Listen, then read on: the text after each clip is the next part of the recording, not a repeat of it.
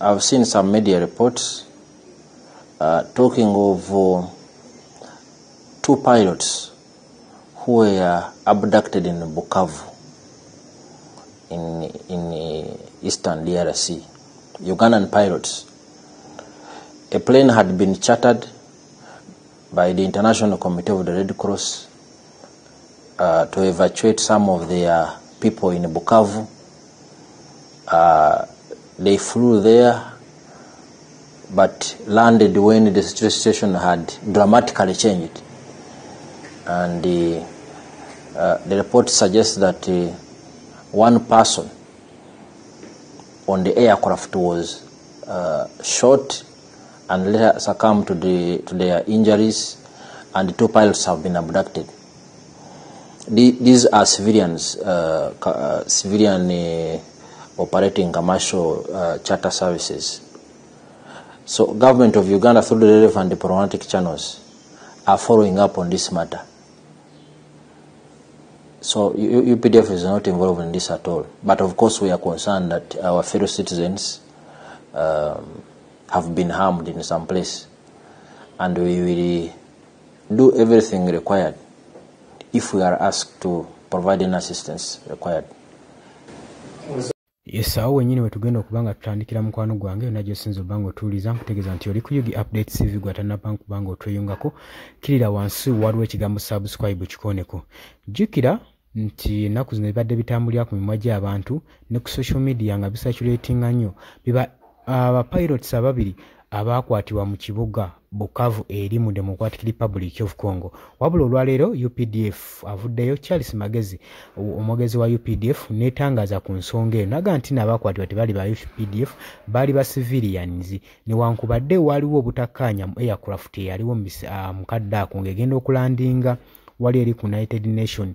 Annyonnyodde n'agamba nti no yasanga ng'embeera ekyuse ey'okulandinga, ensonga waaki mata eno yaliwo, naye n'agamba nti no tebaali ba pilots oba ba UPDF wabula bali ba civilian. Naye n'agamba nti no kibakwatako kubanga bali bannaggwanga bannaabwe era bagenda kubanga bakola follow up banoonyereze ku ki ekituufu ekyaliwo gwe mukwano gwange ali eyampuliza. Jjukira nti no Bukavu bimu ku bibuga abayekera ba M23 bye baawamba era bye balinamu control. Saako ne airport yennyini Bukavu Buvuma airport ebitiwe ya Buvuma bagiwamba. Kitegeeza buli kimu bakitekingako control. So buli kintu ekigenda maaso, buli occurrence egenda maaso mu bitundu ebyo kitegeeza bayekera bana ba M23 be bakivunaanyizibwako. Tugenda kubanga tusagula information tumanye ekisingakawo, tugenda kubanga tukomawo tumbaleetere. Mbagala nnyo, mweraba.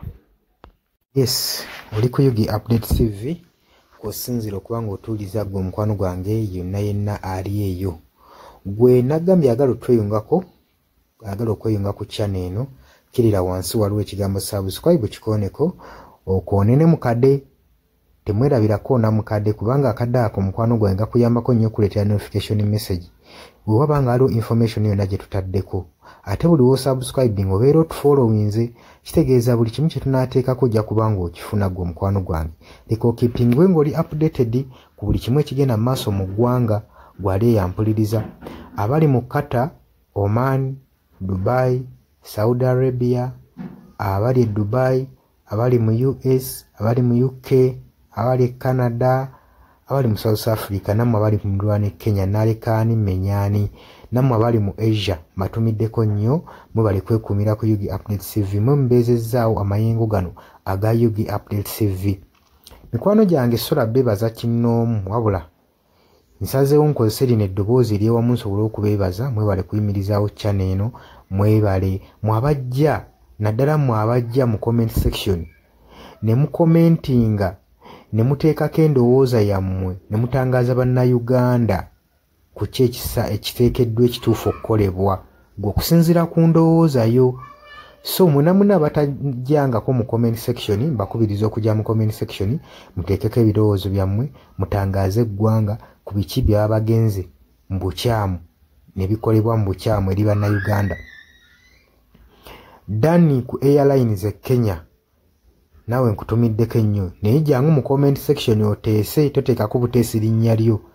Mujje mu comment section, mwe abasharinga, aba likinga, namwe abasubscribinga mwe muyimirizaawo amayengo ga channel. Enamba y'essimu gye mbateeredde awo ya noti 726 noti emu 67994. Eyo enamba ya WhatsApp eri mu kimyufu. Ye namba gy'ogenda oyita kuba gy'osobola okuyitako gwe mukwano gwange ayagala okulanga wamu naffe. Ng'alina bizinensi yo ng'ogyagala tugikulangire nga wandyetaazo gikulangira. Eyo namba gy'oba oyitako ku WhatsApp osobole okubanga naye bizinensi yo gikuba abantu tugikulangire gwe mukwano gwange ali eyo ampuliriza. Ne ngenda mu maaso n'okulabula abantu ku biki ebigenda mu maaso mu ggwanga naddala ng'akalulu kano aka 2026 katuukuse kengedde. Kati buli muntu alina kubeera vigilant, olina kubeera bulindaala oleme kutunda mwoyo gwo mukwano gwange. Waliwo abatunda emyoyo gyabwe olw'M1,1500 sukaali.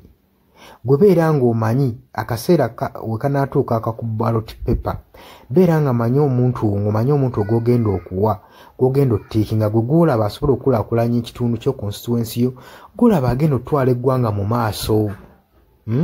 Bannange tusibwa nnyo akatambaala mu mutwe mu biseera nga bino.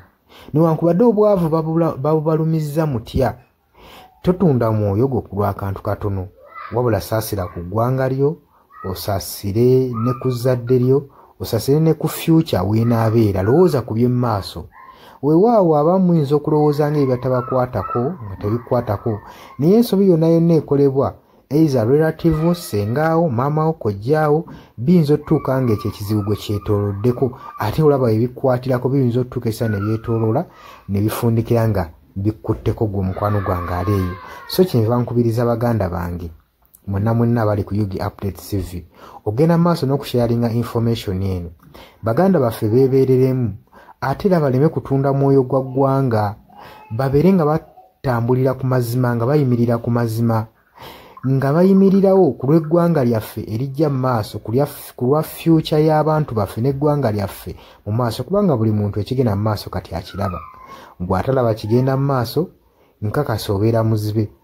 Ate era ne muzibe naye alina byawulira ebimutyemula omutima, kati n'amanya nti no mu ggwanga mulimu kino.